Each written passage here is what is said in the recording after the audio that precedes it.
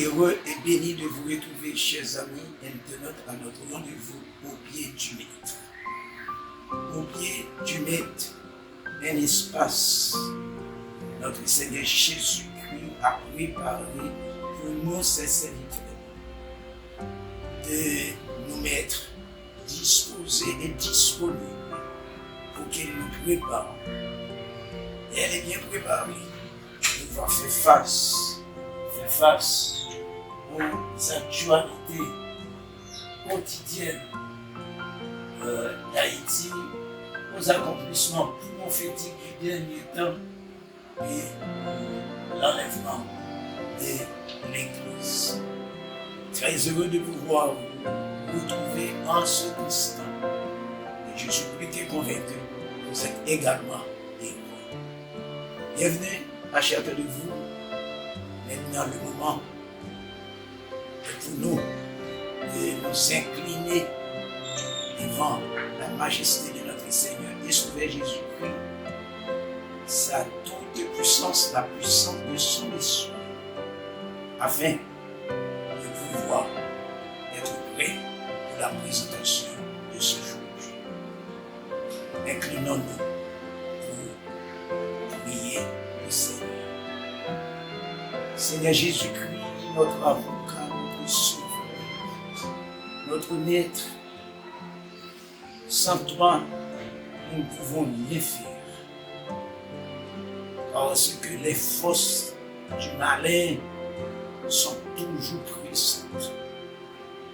Elles sont toujours au rendez-vous pour nous troubler, pour nous empêcher, pour nous distraire. À chaque fois, nous avons à recevoir les bénédictions de notre Seigneur. C'est la raison pour laquelle vous l'avez si bien mentionné. Sans toi, nous ne pouvons rien faire. Seule ta présence, la présence de ton esprit, peut nous permettre de nous faciliter la puissance de notre Seigneur Jésus-Christ. Il faut aussi ta présence pour ton service, ô Jésus, car elle est une puissance pour élever les vertus. Ta présence est une puissance pour faire disparaître, pour faire aller loin de nous toutes les forces distractives de l'ennemi. Maintenant même, nous confessons nos fautes, nos transgressions, nos iniquités, Seigneur Jésus-Christ. Toi seul l'agneau des dieux qui ôte le péché du monde. Maintenant même, nous comptons sur ton sacrifice sur le bois infâme de la croix qui a répondu au désirata de notre Père. Merci Seigneur Jésus. Merci de nous avoir réconciliés avec ton Père céleste et nôtre. Et à cause de cette réconciliation, le Saint-Esprit, alléluia, et cet Esprit Dieu vivant, le Saint-Esprit, alléluia, est toujours là pour nous supporter, toujours là pour nous encourager, toujours là pour nous guider, toujours là pour nous instruire, toujours là pour nous inspirer. Oh, comment fonctionner, comment faire les choses dans le royaume. Merci Père pour Jésus-Christ notre avocat. Merci Père pour le Saint-Esprit, notre conducteur. Merci. Cher Saint-Esprit, en ce moment, combien avons-nous grand besoin de toi. Oh, notre Père Céleste, lui également, il a eu grand besoin de toi, Esprit de Dieu, pour fonctionner pour mettre de l'ordre dans tout ce qu'il a fait. Et combien Jésus-Christ lui-même, il a toujours besoin de se retrouver sous ta plénitude. Ô cher Saint-Esprit, daigne nous envelopper, daigne nous assister, daigne assister le Saint-Esprit de Dieu pour la présentation de cette émission. Daigne assister mes auditeurs, mes internautes, daigne ouvrir leur intelligence, daigne donner la capacité de transmettre à mes auditeurs, à mes internautes, les vérités capables de nous conduire, de nous faciliter la capacité de voir et de comprendre les choses spirituelles. Merci, merci, merci. Merci, cher Saint-Esprit. Alléluia. Merci. Tu as été toujours pour nous un refuge. Nous avons toujours grand besoin de votre assistance, l'Esprit de Dieu. Encore, maintenant même. Nous t'en supplions, l'Esprit de Dieu, alléluia, de nous pleinement assister et de nous conduire en toute vérité au nom de Jésus-Christ. Merci, merci, Papa, pour Jésus-Christ, alléluia, pour le sacrifice du calvaire. Merci, Papa, pour ton Esprit Saint. Nous remettons ce moment entre tes mains et nous comptons sur toi, l'Esprit de Dieu. En Jésus-Christ et par ses mérites, l'Esprit de Dieu, tu es déjà bel et bien disposé, alléluia, pour nous assister, pour nous aider à bien accomplir la tâche qui nous incombe en ce instant. Merci Père, au nom de Jésus que nous t'en supplions. Amen, amen, amen, amen.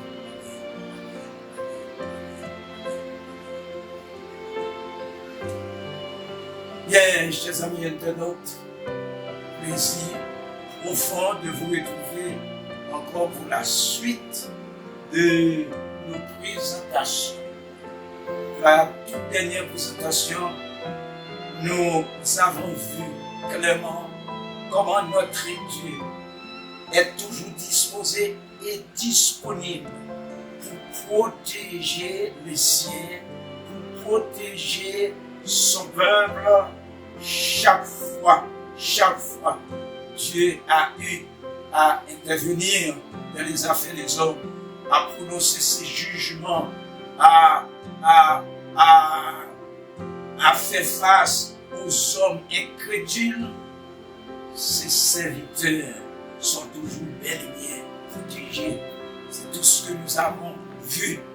Et cela nous a encouragés, nous a bel et bien encouragés de nous abstenir de toute iniquité, de vivre une vie sainte, de mener une conduite irréprochable, parce que Dieu protège toujours ses hommes, Dieu protège toujours ses enfants. Pour la présentation d'aujourd'hui, nous allons voir la nécessité de la plénitude du Saint-Esprit. La nécessité de la plénitude du Saint-Esprit. Nous allons débuter avec une série sur la troisième personne de la Trinité, qui est le Saint-Esprit. Et nous allons voir la différence qu'il y a entre plénitude du Saint-Esprit, ou du moins le Saint-Esprit dans sa puissance et le Saint-Esprit dans sa personne. La puissance du Saint-Esprit et la personne du Saint-Esprit. La nécessité de la plénitude du Saint-Esprit pour faire face aux actualités quotidiennes d'Haïti, pour faire face aux accomplissements prophétiques du dernier temps et à l'enlèvement de l'Église. Prenons du temps pour voir la personne du Saint-Esprit, le Saint-Esprit en personne, le Saint-Esprit en puissance. Que doivent faire les enfants de Dieu pour pouvoir être remplis du Saint-Esprit? Nous allons voir la troisième personne de la Trinité. La Trinité se compose du Père, du Fils et du Saint-Esprit. Et en ce dernier temps, depuis le jour de la Pentecôte, en Actes chapitre 2, la promesse du Père en Joël chapitre 2, verset 28, 700-800 ans avant Jésus-Christ a été accompli. Dans les derniers temps, mon esprit, je répands. Dieu a promis de faire répandre sur son peuple son esprit. C'est là la plénitude du Saint-Esprit. Dieu, nous l'avons vu dans les présentations précédentes, Dieu a retiré son esprit dans l'homme à cause du péché, à cause de nos culpabilités. Parce que le Saint-Esprit, lui, est saint, il ne va pas habiter, demeurer dans des corps pécheurs. Il ne va pas rester Dieu, ne va pas rester dans des vaisseaux, dans des vases sales. C'est la raison pour laquelle il est écrit dans la parole de Dieu que nous devrions mener une vie de sanctification. Notre Père Céleste est saint. Jésus-Christ est saint. Le Saint-Esprit est saint. Notre Seigneur Jésus-Christ lui-même, il a hypothéqué sa sainteté. Parce que sans cette hypothèque, l'homme, nous ne saurions que faire. Parce que Dieu et le Saint-Esprit, ils ont tous deux en horreur le péché. Ils ne peuvent pas voir le péché. Dieu aime le pécheur, l'homme pécheur, mais il ne peut pas supporter le péché. Le péché nous écarte de Dieu. La sainteté de Dieu à l'horreur du péché. Mais pour que Jésus-Christ puisse nous unir avec Dieu, il a signé contrat avec son Père, avec l'Esprit Saint, de lui rendre semblable à nous-mêmes l'homme pécheur. C'est la raison pour laquelle la Bible a appelé Jésus-Christ le second Adam. Et Dieu a donné son Fils Jésus-Christ pour nous délivrer, pour nous purifier de tout péché.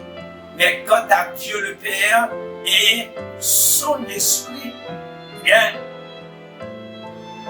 ces deux, le Père et l'Esprit Saint, ils ont en horreur le péché.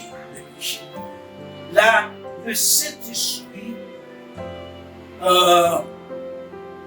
se révèle nécessaire depuis dans l'histoire de la création.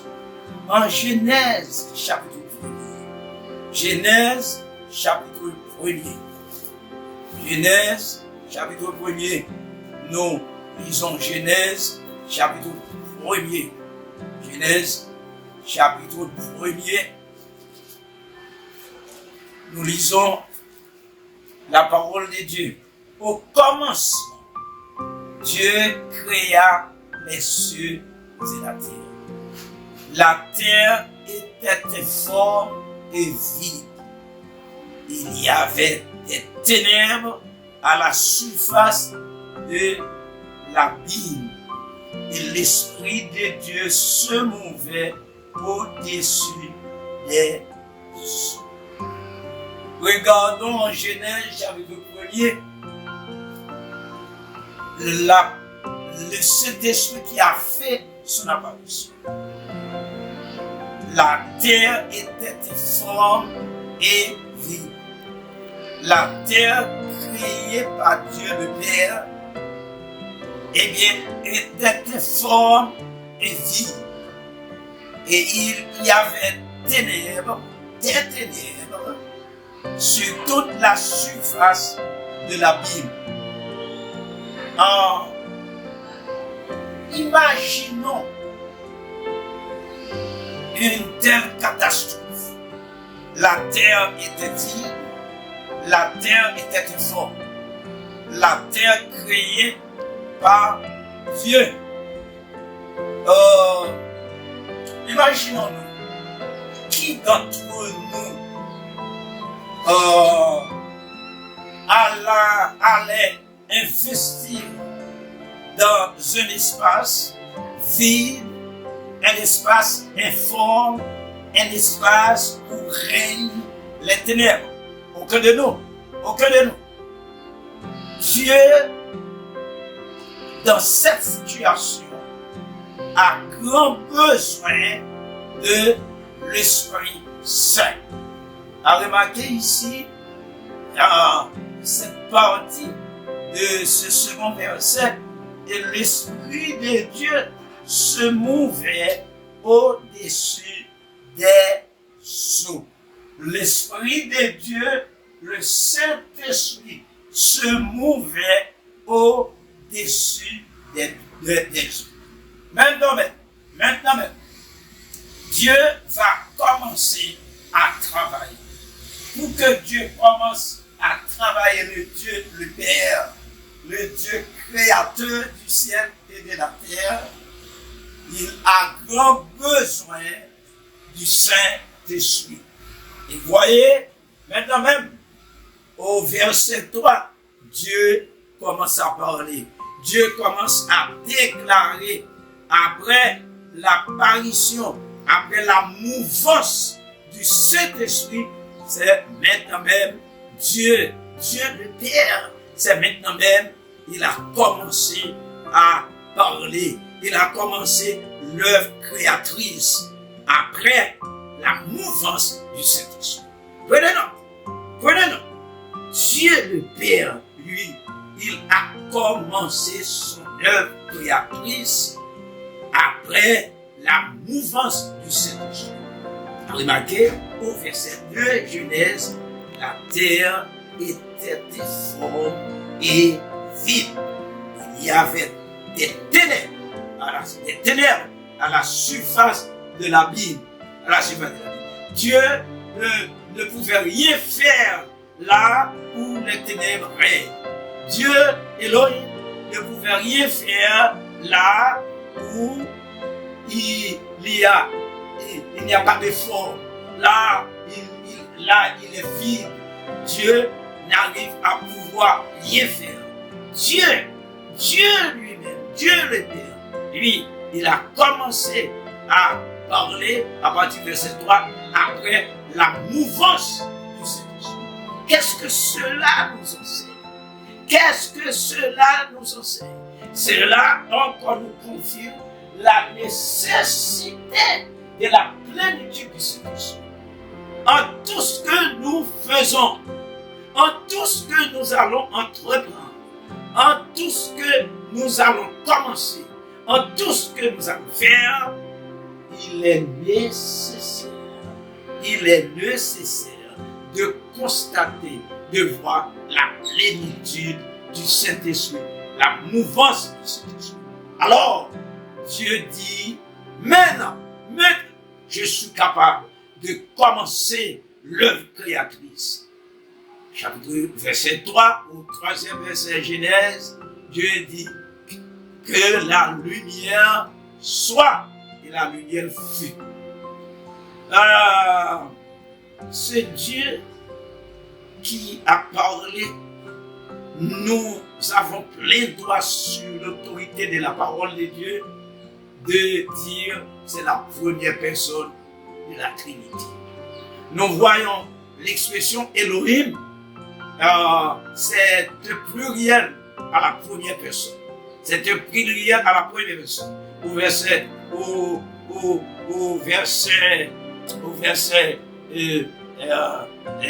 26, Dieu dit faisons l'homme. Il y avait une équipe qui travaille en étroite collaboration. Nous voyons Dieu le Père, Dieu le Père créateur, et nous voyons la deuxième personne de la Trinité. Le Saint-Esprit m'a ouvert les yeux pour me montrer le classement de la Trinité dans le commencement, au commencement. Le classement de la Trinité. Dans le Nouveau Testament, tout le monde sait que la Trinité est ainsi classée. Dieu le Père, Dieu le Fils, Dieu le Saint-Esprit. Mais ce que nous voyons ici en Genèse, nous voyons Dieu le Père, celui qui est aux commandes, celui qui est le numéro 1 de l'équipe créatrice. Eh bien, c'est bien Dieu le Père. Et nous voyons, après le constat d'une terre sans forme, d'une terre vide, après le constat des ténèbres qui règnent à la surface de l'abîme, nous voyons l'Esprit. L'Esprit avec E majuscule, la deuxième personne de la Trinité, selon les classements de l'Ancien Testament. Ces gens de révélation, je ne les ai pas eus à l'école biblique. Je ne les ai pas eus. Je les ai reçus au pied du maître. Je les ai reçus à l'université du silence de Dieu. Voyons maintenant l'Esprit de Dieu se mouvait au-dessus des cieux. Et maintenant, au verset 3, nous voyons la lumière. La lumière. Tout l'Ancien Testament. Dans le Nouveau Testament, dès qu'on dit lumière, on voit Jésus. Jésus-Christ lui-même n'a pas manqué de se présenter comme la lumière. Dans les évangiles, il a dit, je suis la lumière du monde. Jésus est la lumière du monde. Dans le Nouveau Testament, nous voyons ça. Quand on veut prophétiser de la venue de Jésus-Christ en Ésaïe chapitre 9, regardons le prophète Ésaïe chapitre 9. Ésaïe chapitre 9, le prophète Ésaïe chapitre 9. Voyons, Ésaïe chapitre 9. Ésaïe, le 9e chapitre. Ésaïe, le 9e chapitre. Et nous lisons, le peuple qui marchait dans les ténèbres voit une grande lumière sur ceux qui habitaient le pays de l'ombre de la mort. Une lumière resplendit. Une lumière resplendit. Une lumière resplendit. Et cette lumière, c'est de Jésus-Christ. C'est fait mention de Jésus-Christ. Les bergers de Bethléem. Les bergers de Bethléem. La Bible nous a dit, il y a une grande lumière qui éclairait les bergers de Bethléem, les bergers de Bethléem. Et cette lumière, c'était Jésus. C'était Jésus. L'étoile qui conduisait les mages, c'était Jésus.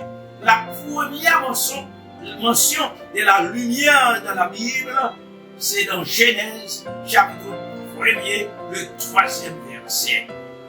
Dieu dit que la lumière soit, et la lumière fut. Ici, nous avons pleine autorité de remplacer, alléluia, cette connotation lumière par Jésus-Christ, et nous avons plein droit, pleine assurance de dire ici, nous voyons le classement dans l'Ancien Testament de la Trinité. Dieu le Père créateur, c'est celui qui parle. L'Esprit de Dieu qui se mouvait au-dessus des eaux, c'est la deuxième personne de la Trinité. Et nous voyons la lumière a fait son apparition dans les ténèbres qui couvraient toute la surface de la Bible. Et cette lumière, c'est bien Jésus-Christ. L'auditeur intelligent, avisé, éclairé, un internaute intelligent, avisé, éclairé, doit déjà me poser cette question. Laquelle question? Oh, pourquoi un tel changement dans les classements de la Trinité dans le Nouveau Testament? Ce changement a eu lieu à cause du problème de péché. À cause du problème de péché. Et le classement du Nouveau Testament, nous voyons le Saint-Esprit classé en dernière position parce que Jésus-Christ, l'agneau de Dieu qui ôte le péché du monde, il doit prendre la place au beau milieu du Père et du Saint-Esprit afin de pouvoir apprendre l'homme pécheur, l'humanité pécheresse entre ses deux mains. Parce que quand nous nous trouvons, quand nous avons Jésus-Christ, quand nous voyons Jésus-Christ au beau milieu du Père et du Saint-Esprit, eh bien, Jésus-Christ reçoit l'humanité pécheresse entre ses deux mains. Il reçoit l'humanité pécheresse, eh bien, il présente l'humanité pécheresse dans sa main droite au Père, et il intercède en même temps pour l'humanité pécheresse au Saint-Esprit. C'est à cause du péché quand Dieu, après avoir ôté son esprit dans l'homme, Dieu qui savait combien serait difficile, ténébreux, le dernier temps, le temps au cours de laquelle Dieu a eu à faire sa dernière apparition aux hommes particulièrement pour les hommes méchants, pour les hommes incrédules, pour les hommes qui ont pris plaisir à vivre dans l'iniquité. Dieu fera son apparition. Et Dieu fera son apparition pour délivrer son peuple. Dieu fera son apparition pour enlever son Église. Eh bien, Dieu, le Père, lui qui connaît déjà, du moins qui a connu déjà combien ce temps serait un temps catastrophique, un temps difficile, Dieu dit, j'enfermerai mon esprit sur toute chair. Au verset 2 Genèse, nous pouvons dire à la manière de penser humainement. Je répète, à la manière de penser humainement, nous pouvons dire Dieu Créateur se trouvait dans de grands problèmes. Quel problème? Dieu a créé la terre, une terre informe, une terre vide.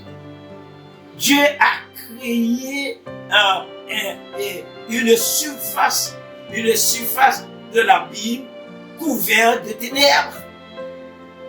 Hein? Qui parmi nous, lequel parmi nous aurait besoin d'une telle présentation? Une terre informe, une terre vide. Dieu le Père lui-même n'a pas pu résoudre ce problème. Dieu le Père n'a pas pu résoudre ce problème. Et comment la solution à ce problème arrivait-il? L'Esprit de Dieu se mouvait au-dessus des eaux. Dieu n'a pas le courage. Dieu n'a pas la capacité pour commencer à parler, pour commencer à ouvrir sa bouche, pour commencer pour commencer son œuvre créatrice, jusqu'à ce que la mouvance du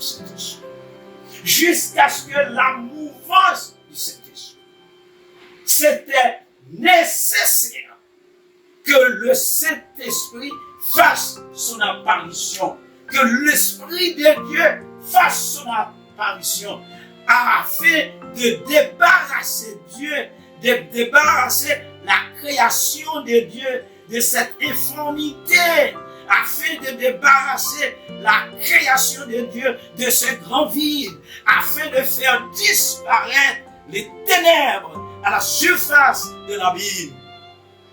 Et pour que tout cela puisse arriver, le Saint-Esprit, l'Esprit de Dieu, la deuxième personne, se mouvait au-dessus. C'est parce que Dieu le Créateur, lui, il a pleine connaissance. Combien l'homme, l'être faillible, combien il doit avoir grand besoin du Saint-Esprit. C'est la raison pour laquelle, tout au long de l'Ancien Testament, le Saint-Esprit, Dieu l'a si bien ôté, enlevé dans l'homme. Et chaque fois, Dieu a utilisé quelqu'un pour faire un travail quelconque. Dieu a rempli ce dernier avec son esprit. Cela veut dire, mes chers internautes, sans l'Esprit de Dieu, nous ne pouvons rien faire. Sans l'Esprit de Dieu, nous ne pouvons rien faire. Dans l'épître de Paul aux Galates au 5e chapitre, Galates chapitre 5, à partir du verset 16 jusqu'au verset 22, il a présenté l'image, deux images. Il a présenté l'image de celui qui ne se trouve pas sous la conduite du Saint-Esprit, celui qui se trouve sous la conduite de la chair, et l'autre qui se trouve sous la conduite du Saint-Esprit. Il a fait paraître pleinement la différence totale. Il a démontré, il a présenté toutes les malpropriétés de la chair. Cela veut dire celui ou celle qui se trouve sous la conduite de la chair. Et pourtant, de l'autre côté de la barre, il a démontré combien de bonnes choses se produisent quand on se trouve sous la plénitude du Saint-Esprit. C'est la raison pour laquelle l'un de ces versets nous a dit clairement, nous devrions laisser le Saint-Esprit nous conduire afin de pouvoir produire des œuvres bienheureuses, des œuvres bénies. Voyons la nécessité de la troisième personne de la Trinité qui dans l'Ancien Testament, doit être placée en deuxième position. Parce qu'il n'y avait pas de péché. On n'a pas besoin de Jésus au beau milieu pour plaider, pour intercéder. Alors dans l'Ancien Testament, on ne va pas voir le nom Jésus, mais on n'a pas besoin de la lumière. La lumière, si je dois rester dans le texte, pour nous éclairer, parce que pour nous conduire, pour nous éclairer, c'est la raison pour laquelle l'Esprit de Dieu était là. L'Esprit de Dieu était là pour résoudre le problème des ténèbres, pour résoudre le problème de l'informité de la terre et pour résoudre tout le problème. Donc, nous commençons à voir pourquoi l'Esprit de Dieu se révèle nécessaire. Parce que Dieu lui-même, Dieu le Père, sans la mouvance du Saint-Esprit, il aurait créé une terre, une portion d'une terre informe. La terre était informe et vide. Il y avait des ténèbres sur toute la surface de l'abîme. Pour que Dieu puisse délivrer de ce dilemme, eh bien, c'était la mouvance de cet esprit. Comment ne pas réfléchir ainsi si Dieu, le Père lui-même, au début de sa création, pour que sa création soit parfaite, pour que sa création soit acceptable, il lui faudrait la mouvance du Saint-Esprit, à combien plus forte raison pendant tout l'Ancien Testament et la vie de notre Seigneur et Sauveur Jésus-Christ, en tout ce qu'il fait, en tout ce qu'il a dit, pendant toute sa mission terrestre sur la terre, nous avons découvert que Jésus se trouvait toujours sous la plénitude du Saint-Esprit. Ainsi, nous débutons ici la nécessité de la plénitude du Saint-Esprit. Dans l'un des cantiques de notre chant d'espérance, du moins de nos chants d'espérance, 163 français, Jésus, dans cette présence, est la source du bonheur. Dans la joie, dans la tristesse, il est le repos du cœur. L'un des strophes contient ces paroles.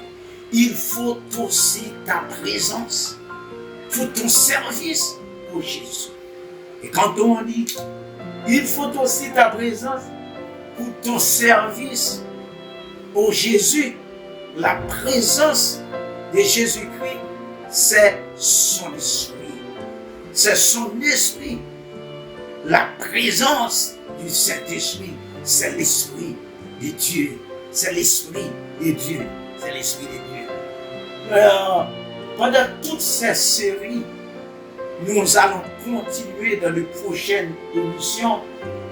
Nous allons découvrir la nécessité de la plénitude du Saint-Esprit dans la vie du croyant. La nécessité de la plénitude du Saint-Esprit pour faire face aux actualités quotidiennes. La nécessité de la plénitude du Saint-Esprit pour vivre cette Haïti qui se trouve aux descentes des enfers. La nécessité de la plénitude du Saint-Esprit pour vivre ce dernier temps où les accomplissements prophétiques vont vont prendre place, ou du moins arrivent à leur accomplissement. Ce serait un temps terrible, ce serait un temps difficile. Dans tout ce que nous faisons, dans tout ce que nous avons à faire face en tant que chrétiens, nous avons grand besoin de la plénitude du Saint-Esprit. C'est la raison pour laquelle le Saint-Esprit dans la vie du croyant, la troisième personne de la Trinité,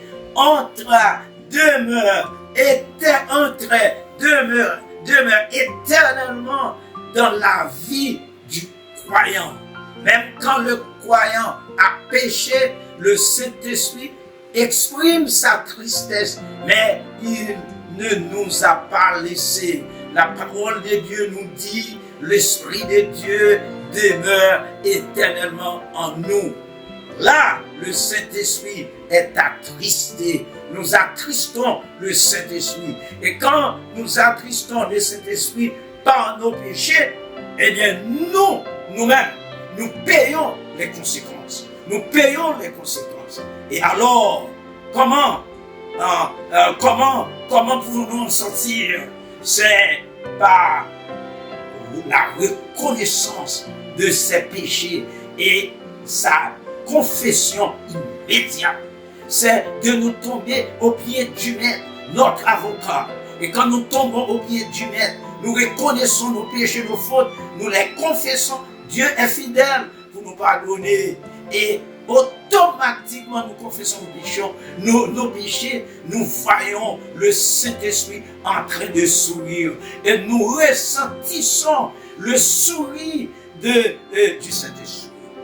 Et nous avons à découvrir la nécessité du Saint-Esprit.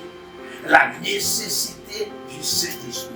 Il était nécessaire que le Saint-Esprit, l'Esprit de Dieu, fasse son apparition quand la terre était informe et vide.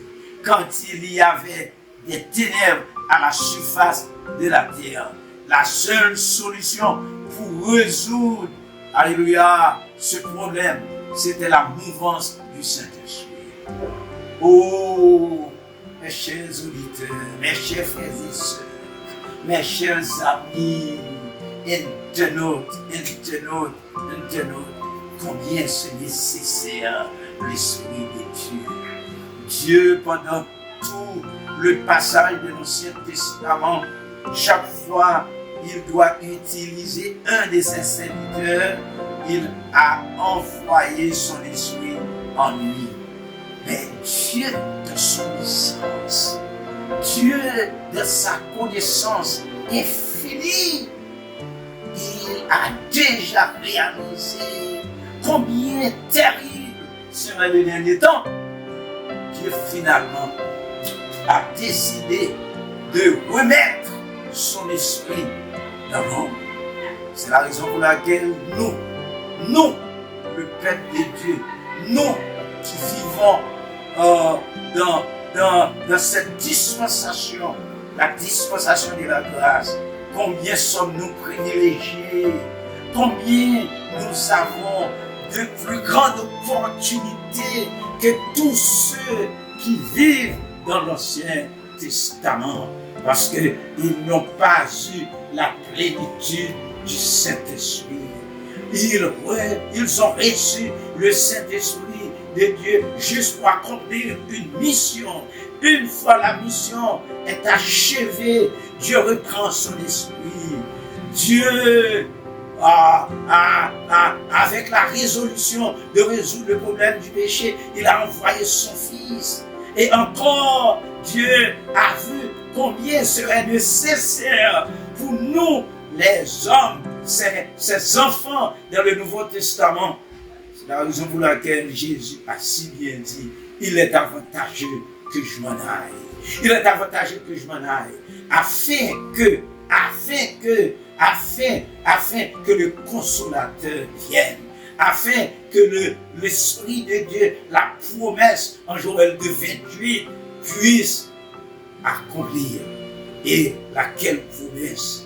Je reprendrai, Dieu reprendrait son esprit sur l'humanité. Oh, disons merci au Dieu le Père pour Jésus-Christ, l'agneau de Dieu qui ôte les péchés du monde. Disons merci au Dieu le Père pour la plénitude du Saint-Esprit. Le Saint-Esprit en nous, le Saint-Esprit accomplit des œuvres magnifiques, des œuvres extraordinaires dans notre vie. Et nous allons voir toutes les bénédictions de se trouver sous la plénitude du Saint-Esprit. Et pour que nous puissions faire face à tout ce que nous voyons arriver en Haïti, il nous faut la plénitude du Saint-Esprit. Et pas seulement en Haïti, là où vous vous retrouvez, le malin est là pour détruire. Le malin est là pour tuer, pour voler. Le malin est là pour faire couler des pleurs, pour nous retenir de la tristesse. Mais voyez, mes chers internautes, la nécessité de la plénitude de cet esprit. Dans une prochaine présentation, nous allons continuer à voir à travers l'Ancien Testament, le Nouveau Testament, l'importance de la nécessité de la plénitude du Saint-Esprit dans la vie du croyant. Et nous allons voir la différence entre le Saint-Esprit en personne dans la vie du croyant et la manifestation de la puissance du Saint-Esprit dans la vie du croyant. Merci d'être là avec nous. Merci de nous avoir mis à la disposition du Saint-Esprit pour nous éclairer, pour nous instruire en ce moment où nous venons de nous retrouver au pied du Maître. Comment terminer cette présentation sans avoir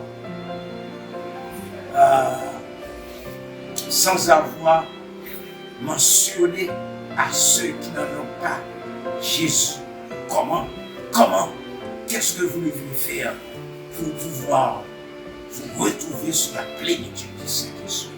Numéro 1, il faut accepter Jésus comme votre sauveur personnel. Comment le faire? Comment accepter Jésus? Par une très simple prière. Seigneur Jésus, je reconnais mon iniquité. Je reconnais que je suis pécheur. Et la Bible m'a dit, le salaire du péché, c'est la mort. Je ne vais pas être un salarié de la mort. Non. Viens dans mon cœur, Seigneur Jésus. Je reconnais mes péchés. C'est le premier pas. Et après avoir accepté Jésus comme votre sauveur personnel, ce que vous avez à faire, vous avez à être intelligent, à persévérer, à rester dans la parole de Dieu, à aller à l'église, à fréquenter vos services, à vous faire accompagner par des hommes de Dieu, à lire la parole de Dieu, à consacrer votre vie, à être toujours régulier, ponctuel, participe au service de Dieu. Et ainsi, vous menez une vie de consécration. C'est alors le Saint-Esprit qui habite en vous. Il aura plein contrôle de vous. En ayant plein contrôle de vous, la chair serait crucifiée. Et vous aurez à dire, si je vis, ce n'est plus moi qui vis, c'est Christ qui vit en moi. Et ainsi, mes chers internautes, mes chers auditeurs, vous commencez à expérimenter la plénitude du Saint-Esprit. Que le Seigneur vous bénisse, que son esprit vous dirige, que son esprit ouvre votre intelligence. Soyez bénis, soyez transformés au nom de Jésus.